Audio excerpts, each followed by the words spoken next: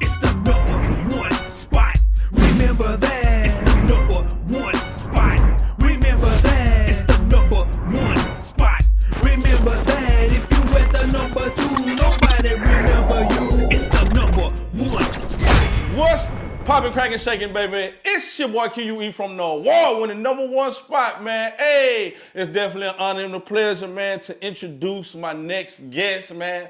I call her the Renaissance woman, man, because she's the hardest working woman in show business right now. You know what I'm talking about? We got the classified lady, aka Miss Houston, aka Cliche, in the building right now. With an intro like that, bro, you open me up, you about to get me crying. No, it's been a minute since I've been on the stage, but Already. Oh my God. Man. You taking me so many places right now. I'm gonna let you do your show. You do what you do. I'm not gonna switch these roles because I'm gonna be asking you questions. I have so much to say because we haven't talked for sure since you shot the video. But go ahead. For sure. Go ahead. Well, I appreciate you taking out your time, man, to sit down with us. I know you got a lot going on today, so we're gonna make it work. Well, just present to some and introduce to others who you are and where you're from, real quick. Present my what? I just say present to some and then introduce to others who you are and where you're from. Real, just give them a small background check on you. Present the song, and I was like, I ain't bring no song. Okay, but pull me up though. I love MissHouston.net. Okay, yes, everyone. It's your girl Cliche, aka Miss Houston, and entitled to call myself that because I have the credentials that back that up, and I'm not boastfully speaking because trust me, I fact checked myself when I said I'm gonna run with this whole Miss Houston thing. Already. So I got the credentials. I'm the female legend of Houston, Texas, the first independent artist that ever released her own albums. I released my first album in 1998. I ain't gonna give y'all the full bio, but I am from Houston. It's a lot of newcomers out here though that don't know who I am. So I always like to introduce myself like someone does not know me. Absolutely. And every time I do that, somebody be like, "We know who you is, Cliche." But there's somebody out there that don't know who I am, and I respectfully understand that because I'm not here to expect that everybody know who I am, but I want you to get to know who I am. Yeah. So I am the female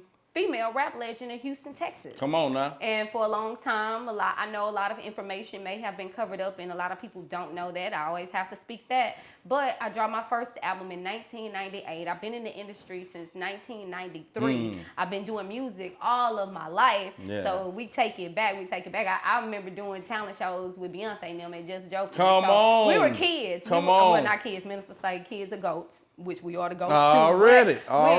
When I was a child, let me say that. I didn't even know that one though. Definitely. Yeah. So I'm gonna let you ask the question before I run the whole bio. No, it's good. It's good. It's so long. Hopefully. It's so long. Y'all gotta understand. I've been in the game. I've been in the game for like 30 years. And I know that y'all like, dang, how old is Clee? Yeah. And I hate I didn't mention that in the intro, but she is a legend in the game. You know what I'm talking about? Inspired me, you know, when it comes to the music and everything, and just, you know, your work ethic and like, you know, just your networking and all that, how you work all that. But how y'all do that? I'm talking about how you do all that. Women. You sound like K Reno right now. Yeah. She be like, man, the only consistent female I know that started doing it, still doing it, and put it down. Yeah. Like when I heard on 8 Ball MJG, like when I was young, and I'm like, man, hold on, Cliche on a song with, you know what I mean? Shout out to 8 Ball and MJG, them my brothers, yes. But yeah, I appreciate you taking out your time, man, sitting down with us. I might bounce around a little bit, but that's what I'm known for. Yeah. You know, I get close, so we got. I want to start all the way back. Let's take it there. Before Cliche, when you, you know, LaShavia West, if you will, what was it like growing up in South Park? Growing up in South Park, for me, actually my grandmother, she still lives there in South Park, MLK and Reed area. Yeah. Y'all don't be trying to pull up at my grandma's house. I'm trying to get your autograph. Where Cliche at? You Cliche, come on. But no, seriously, like, My grandma beats now. Shit. I got it from her, you know, so be careful. No, but with the Roscoe. MLK and Re-Roll, growing up in South Park. But me and my mom always had an apartment on the southwest side, but I'm from South Park. Because every day we still was at my grandma's house, even though going to school on the southwest side all the time in elementary. But like every year growing up, I was in a different elementary school that I remember. Gotcha. Transferring and stuff like that. I've never been like stationary. Yeah. And that's kind of like, Mama, I think you kind of curse me with that, because I cannot be still or be in one place. That's just not me. I'm kind of like all over the place and I'm everywhere. Yeah. You know, but to be honest, growing up, I went to a lot of different elementary schools. In middle school, I stayed at the one school I was at. Y'all will be shocked at the middle school that I went to. And I could addicts. Chunk my shoe with my mama. No, I'm just playing. But no, I went to Paul Revere. So Paul Revere, come on now. Yeah, I remember Paul Revere. I don't even know what side of town. Is that considered A-Leave? I don't even know. Yeah. But I was on Paul Revere over there close to Broad Forest and West Thomas area. I went to middle school all 3 years there.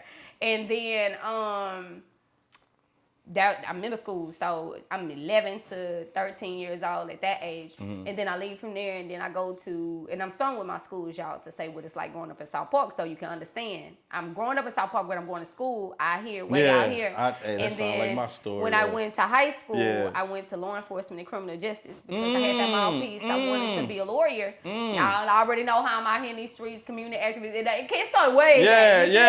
Absolutely. So I went there my 9th grade year. Yeah. And then what happened was I didn't want to, getting older, 14, 15 years old, I didn't want to ride the school bus no more. So I was like, I don't want to be getting on the bus, because I was getting up 4:30 in the morning just to catch the bus at 5, getting home at 5 and 6. Yeah. So what happened was I transferred and came home to Worthing. I ended up at Worthing. My mama didn't want me to go to Sterling. That sounds like my story. That's crazy. Look, my family then went to Sterling, and they had a lot of fights and a lot of stuff was going on. So I would be right in the rim with that. So I didn't go to Sterling. I ended up going to Worthing, and however, I had my share there. So now it brought me back home to South Park, MLK, Re-Roll. Still had fights at Worthing, still all that stuff that come with that. But it wasn't, I can't say that in my life. Yeah, I was gonna say it wasn't that I fought a lot in school. I did have fights in school, but I didn't fight a lot in school. All I knew is I just need to hurry up and get up out of school. To be honest,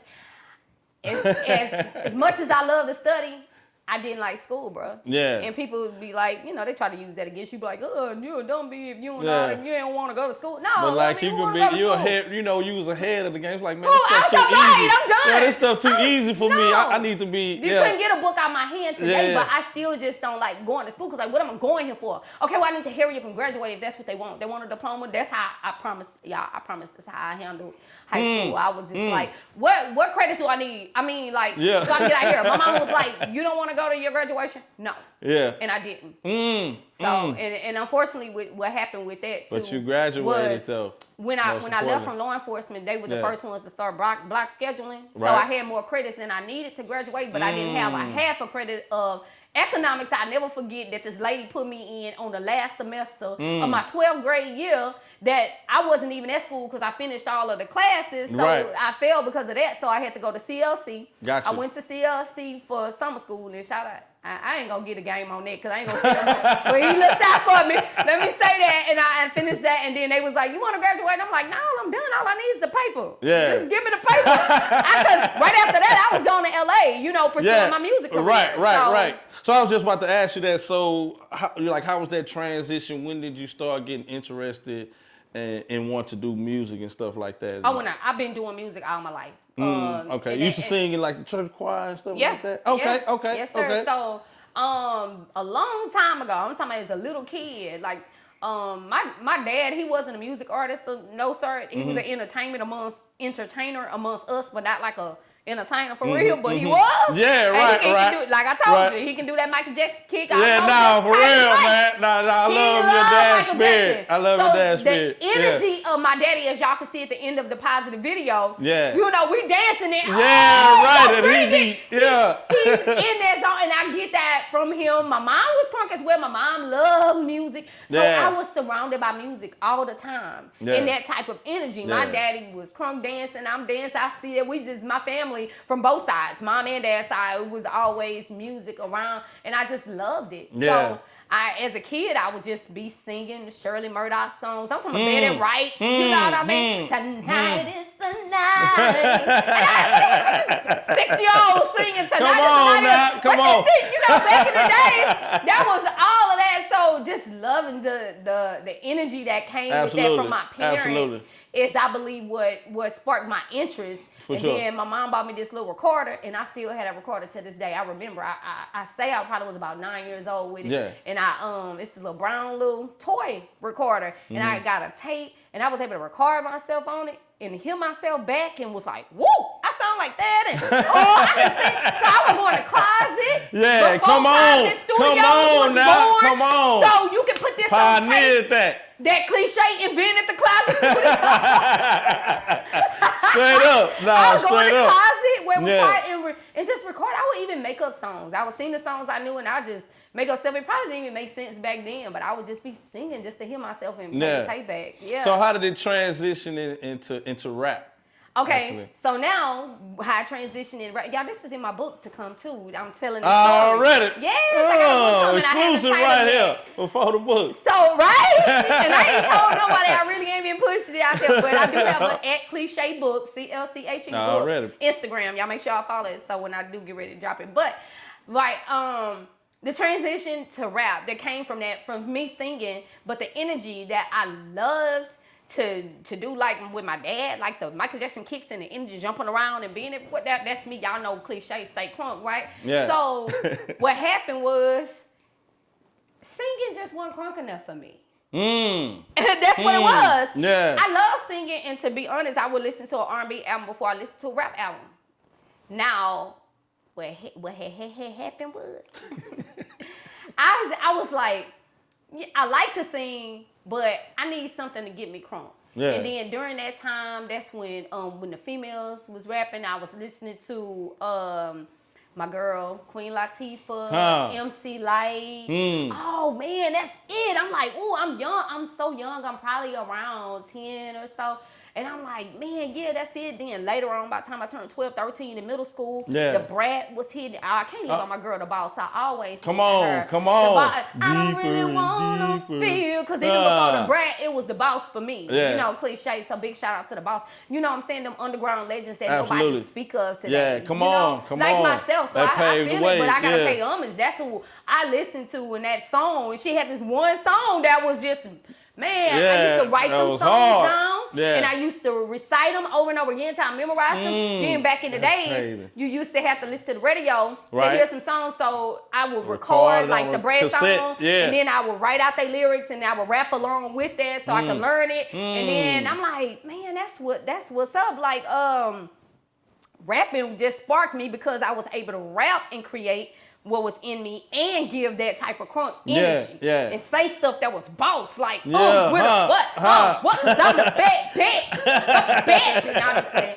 So it just make you, I can't do that in singing. Yeah. So I thought. So my creativeness came with, because I still love to sing and I got a voice and everybody always want me to sing, I gotta make my singing crunk.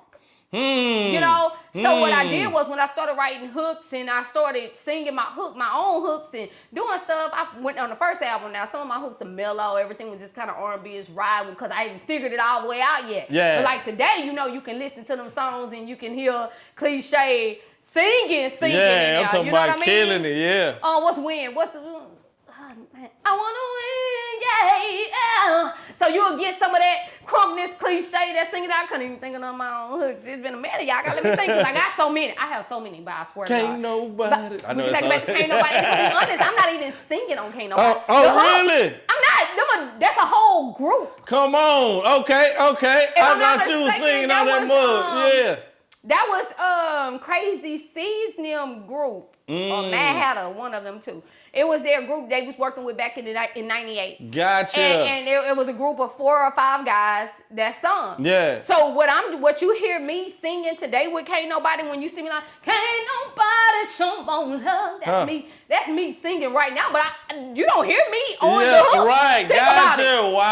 Wow. Not on the hook. So Yeah, and I first heard it on the screw tape, so it was kind of that with the slow down. Right, it sounds like a man regardless, so you don't know. Yes, I promise you, like even the part that I be singing when I am live, it's a difference, and I teach y'all about that. Yeah. What's recorded and then when you perform it live, it's a difference, okay? Because there is no lip singing here. I love, like the ad libs. I created those ad libs on my own, like outside of when you live, so they sing in the hook. Can't nobody show no love, and cliche do you can deny.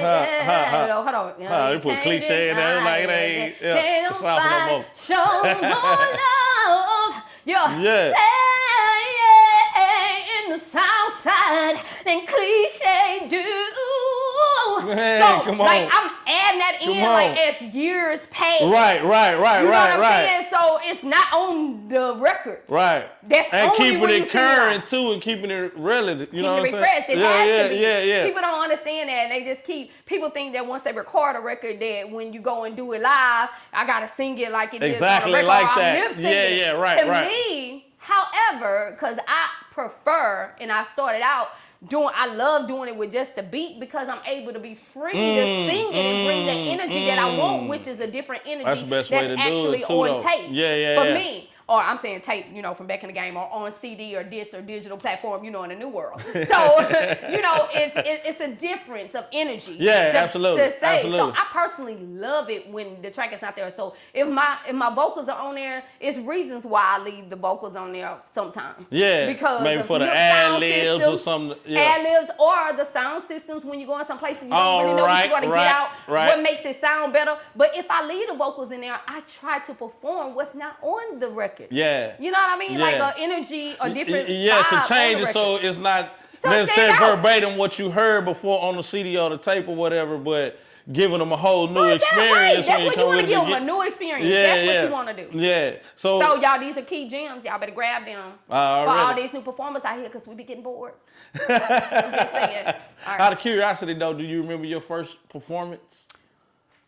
Like your very first time getting on stage? Was you nervous, jittery, or? I don't know if this was my first, but I believe I was maybe 5 or 6 years old. Mm-hmm.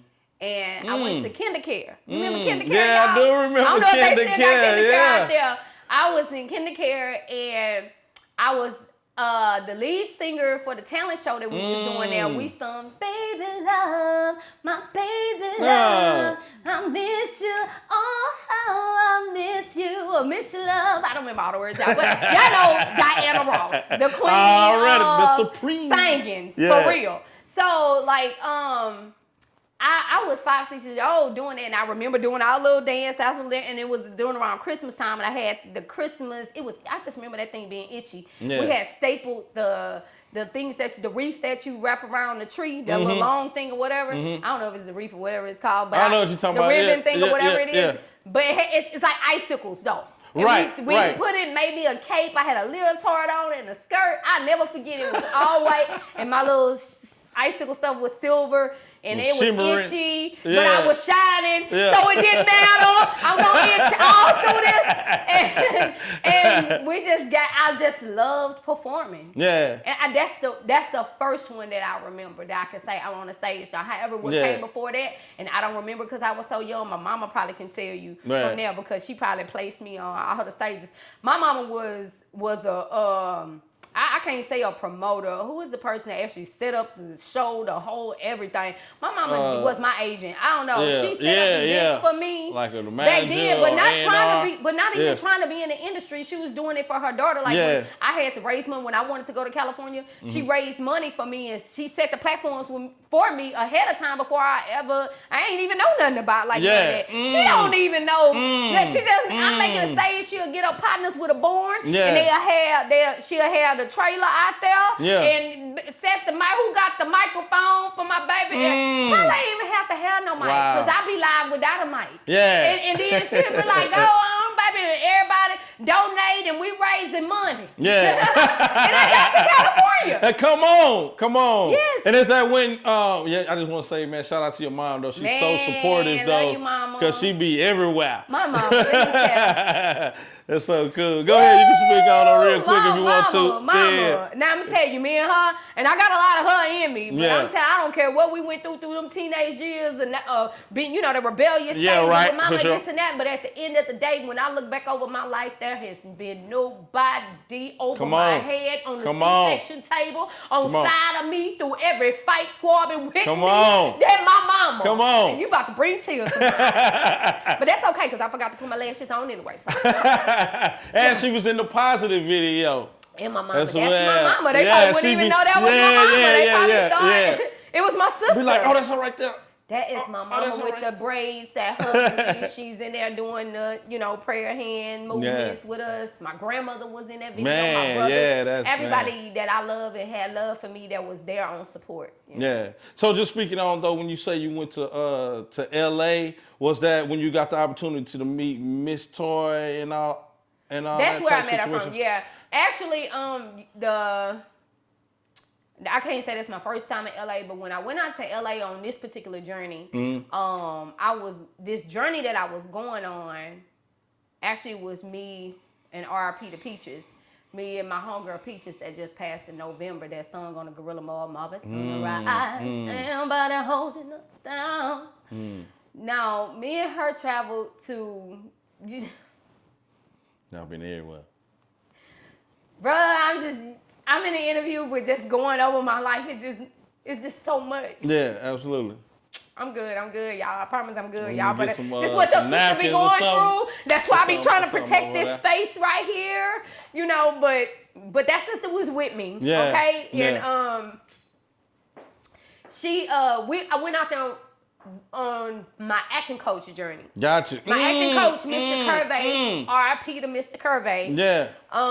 That's who trained me from Worthing. Gotcha. I was in his drama class, but he took us outside of drama class, a lot of us, which also my brother, thank you, sister, which also my other brother, Shaylin, RIP to Shaylin. This is why I'm crying, because everybody I look back over, all my people done passed on. God, damn. Wow. I miss y'all though, but my brother Shaylin went to Worthing with me. We was in drama class together, but our teacher there, he took us out after we graduated whatnot to, like, he did an acting, I don't want to call it a camp, but I guess it was like a camp for the summer. Yeah. And we flew out there. I went out there on my acting journey because he was signing us up, letting us get acquainted with Hollywood, getting connected with different agents so out you there. Already for doing movies and acting and doing stuff. So that's another one of my careers as well. But I never missed them. When I did rapping and stuff, I never talked about the other. The acting part, when it's rapping, it wasn't acting. When I'm acting, I'm an actress. And when I'm doing music, I'm doing music. So, it's two different lanes. Right, for sure. And you have to tap in. It really is. It's really two different professions. Yeah, absolutely. No, for sure. So I go out there. And while I'm out there, me and Peaches, we go out to a club, exploring the city. Mr. Curvey give us a car to drive. We had a little Volvo. It was a 6-year. And I was fairly new to learning stick, but I knew how to drive a stick. And then when you in California driving up and down the mountains in them hills, that's a whole different life. I know that must go up and it must start going back like that. You know I burnt that clutch up. I was like, we ain't going back though. Oh hell, we going. So me and Pitch, we made it to the clubs. Yeah. And we went out to the clubs, actually seen and met MC Light. My other legend who I just mentioned, Queen Latifah. Wow. That was there, wow. We was in the club setting, so, when I asked for a picture, she was like, not right there. Yeah, it was different. I totally understand. It was different, I get it. It was a different line. So we're in LA. It's different than H-Town, y'all. So, but big shout out to him. And shout out to my sister, Yo-Yo Fearless.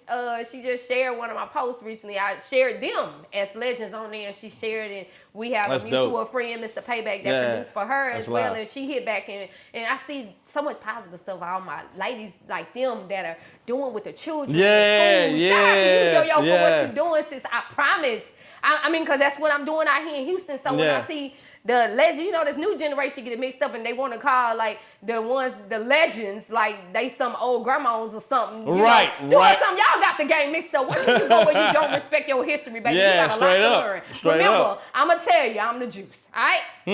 I can feed you, baby. Huh. So, anyway. I know that's right. So yeah, back on that. So that's how, you know, that's what LA was for me. That brings me to just considering like the women empowerment and stuff like that. You actually started a foundation called the She Movement back then. Yeah. Oh, you went and did your homework. See, like I told down in Houston, I love people that actually go and do their homework for the artists that they bring in. Whether you think you know me or not, but really you digging in spaces that I never had a chance to ever talk about on platforms. So thank you. Man, it's awesome. So the She Movement has started back, I want to say probably, it was the early 2000s. Shout out to my girl Bossy Inc, Dominique Quell, Royal Lady. I met so many other females in Mississippi, Ohio, online. A lot of them I haven't met personally, but they was a part of the movement. And it was just women coming together to make a power move just on a positive note. You know, and actually, I'm going to tell you who actually, I want to give my sister this credit if that was you. It was either me or her, but I really think it was my sis, China Doll. You know, the girls that rode around with the pink cars. She was the one that had the Buick. My sister China. China Doll had, I think she was like, we need to call it the She Movement or something. Me and her had that conversation when we came up with the name. It was like She Movement. It's all women, right? Right. And that's how we came up with it. And I was trying to put us as women together throughout the nation, or throughout the world, because I have fans and people that I know that I work with across the globe, not just in the nation, you know, United States. Yeah, absolutely. So that's big. Yeah, and for sure. Little bitty me. I was gonna say, even at that age though, just thinking on that level with it, like that I was that young. I'm checking myself out now when I'm talking to you, like little bitty me at that time. I thought so big, and I still do. But I thought so big, and I just felt like it was nothing to make it happen. Yeah. And I was grabbing everybody together, but you know, different. China Doll, her son had passed during that time. Wow. Oh, y'all, I'm sorry.